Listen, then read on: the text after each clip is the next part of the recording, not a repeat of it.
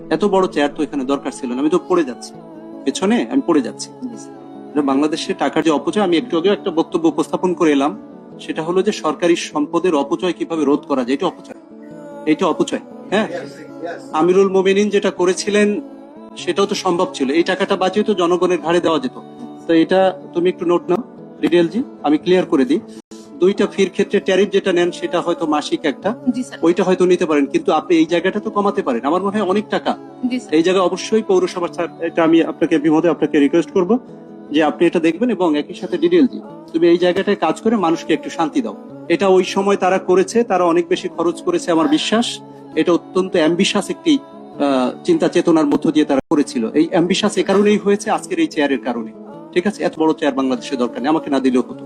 ঠিক আছে, আশা করি বুঝতে পারছেন এই জায়গাটা কাজ করার অবশ্যই সুযোগ রয়েছে। আমরা যেন তেন প্রকারে মানুষকে বুঝ দেওয়ার ক্ষমতা রাখি না। সাধারণ মানুষের যেটা চাওয়া, ৬২,০০০ যে পরিবার, তাদের চাওয়াটাকে আমাদের অবশ্যই গ্রাহ্য করতে হবে। তাদের পৌরসভা তারা কিভাবে চালাবে, দে উইল ডিসাইড, আমরা ডিসাইড করবো না এখানে। Thank you very much.